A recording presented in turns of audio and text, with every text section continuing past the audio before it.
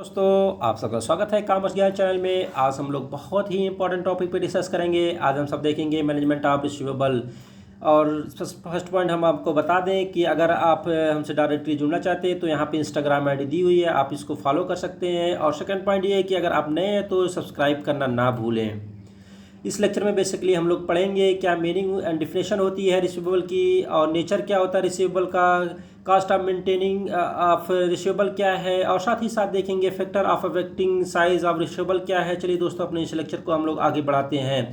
तो यहाँ पे दी हुई है meaning and definition of receivable. Basically दोस्तों, अकाउंट रिसीवेबल को हम हिंदी में प्राप्य खाता कहा जाता है। अकाउंट रिसीवेबल में वैसे पेमेंट होते हैं जो कि किसी कंपनी को अपने कस्टमर से गुड्स और सर्विस के बदले लेने होते हैं। मतलब कि अभी तक वह पैसे कस्टमर से के पास ही हैं, उनसे पैसा लिया नहीं गया है। तो ऐसे पेमेंट कंपनी के लिए रिसीवेबल होते हैं जो कि अकाउंट रिसीवेबल में ऐड होता है। दूसरे शब्दों में हम कहें तो जब कोई कंपनी या शॉप अपने कस्टमर को क्रेडिट बेसिस पर कोई माल देता है या गुड्स एंड सर्विस देता है और उसके बदले कंपनी उससे तुरंत पैसा नहीं लेती है, तो ऐसे पेमेंट को कंपनी के लिए अकाउंट रिसीवेबल होता है।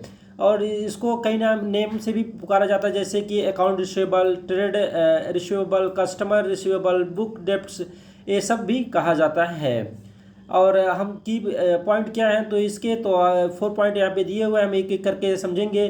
तो फर्स्ट पॉइंट दोस्तों ये कहता है कि कंपनी अलाउ करती है कस्टमर को कि वह परचेज करे गुड्स एंड सर्विस को क्रेडिट बेसिस पे, और जो रिसीवेबल होता है उसे हम बैलेंस शीट में शो कर देते हैं।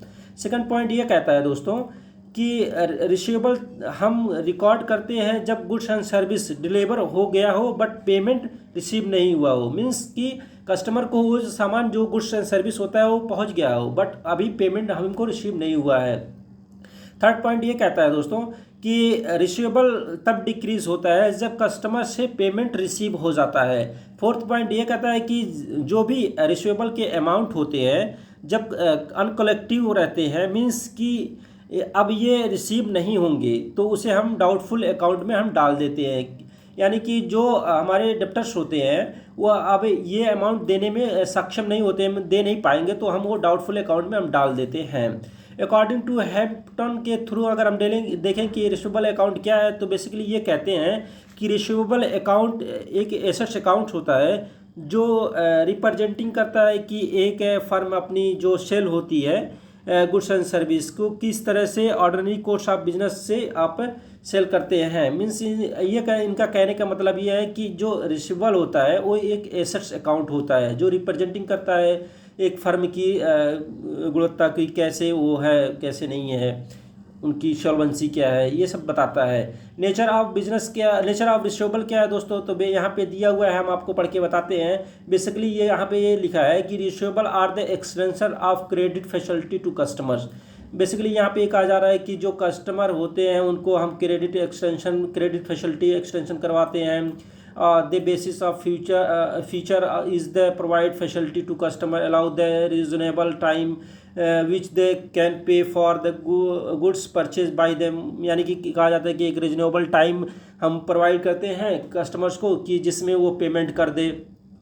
इसके 3 डायमेंशन है, यहाँ पे दिया हुआ है, एक एक करके हम समझेंगे। तो फर्स्ट इसमें एक आ जाता है कि it involve an element of risk. Means receivable account में, रिसीवेबल में हमको एलिमेंट ऑफ रिस्क इन्वॉल्व होता है which should be carefully assess. मतलब हमको केयरफुली असेस करना चाहिए कि किसको देना है किसको नहीं देना है। सेकंड पॉइंट ये कहता है दोस्तों कि it is base economics value, यानी कि यहाँ पे हम पैसे का ट्रांजैक्शन होता है। अगर कोई किसी को हम अधिक मात्रा में दे देंगे गुड्स एंड सर्विस, तो क्या होता है कि अगर वो पैसा नहीं दे पाया तो टाइम से, तो क्या होता है कि कंपनी डूब जाने या कंपनी बंद होने के चांसेस भी रहते हैं। तो यहाँ पे इकोनॉमिक्स वैल्यू भी क्रिएट हो जाती है। Means the economic value in the goods and service pass the buyer expect buyer immediately when the sale made in return on equivalent economic value। Means कि हम जब गुड्स एंड सर्विस देते हैं, अगर उसके बदले हमको पैसा तुरंत नहीं मिलता है तो हम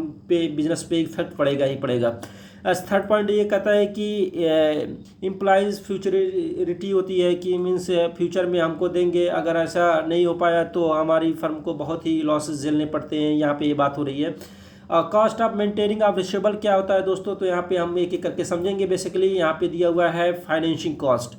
यहाँ पे जब रिसीवेबल हम किसी को या क्रेडिट बेसिस पे गुड्स एंड सर्विस प्रोवाइड करते हैं तो वहाँ पे फाइनेंशिंग कॉस्ट बैठती है। जैसे कि हम उनको अगर हम वही पैसा हम बैंक में जमा कर दें तो हमको इंटरेस्ट मिलेगा, या किसी को हम लोन दे दें तो वहाँ पे भी हमको इंटरेस्ट मिलेगा। तो ये चीज़ें होती हैं, फाइनेंशिंग कॉस्ट यहाँ पे बैठता है। उसके बाद एडमिनिस्ट्रेटिव कॉस्ट भी होता है, जैसे कि हम उनको अगर डेप्टर्स को हम कोई भी गुड्स एंड सर्विस को देते हैं, गुड्स सर्विस प्रोवाइड करते हैं तो उसमें हम एडमिनिस्ट्रेटिव कॉस्ट बैठता है। जैसे कि हमारा पेपर खर्च, स्टेशनरी एंड हम टेलीफोन, या हम उसके लिए अलग से अकाउंट बनाते हैं तो उसको सैलरी देते हैं उस एम्प्लॉय को, तो ये सब चीज़ें होती हैं। थर्ड पॉइंट डिलिक्वेंसी कास्ट होती है। डिलिक्वेंसी मीन्स अगर कोई कस्टमर जैसे डिले करता है, जैसे कि अगर हम उसको टेलीफोन करते हैं या कोई लीगल काम करते हैं या इसी तरह से कोई भी खर्चे आते हैं तो डिलिक्वेंसी कास्ट बोली जाती है।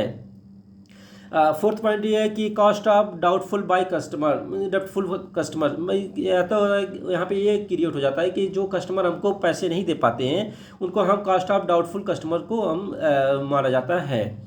Factor of affecting size of receivable क्या है, जो अफेक्ट करेगी साइज ऑफ रिसीवेबल को, तो यहाँ पे दिया हुआ है साइज ऑफ क्रेडिट सेल, यानी कि इस बिजनेस की क्या क्रेडिट सेल क्या कितना करेगा। उसके बाद क्रेडिट पॉलिसी क्या है उस बिजनेस की, टर्म्स ऑफ ट्रेड क्या है उस बिजनेस का, एक्सपेंशन प्लान क्या है उस बिजनेस का, रिलेशन विद द प्रॉफिट क्या है, क्रेडिट कलेक्शन एफर्ट क्या है, और हैबिट ऑफ कस्टमर्स क्या है, और साथ ही साथ देखेंगे स्टेबिलिटी ऑफ सेल्स क्या है, size of policy of cash discount क्या है, bill of discounting and endorsement क्या है। तो ये सब चीज़ें होती हैं जो अफेक्ट करती है साइज ऑफ रिसीवेबल को। Thank you everyone watching my videos. आप लोग लाइव सब्सक्राइब करना ना भूलें इस चैनल को।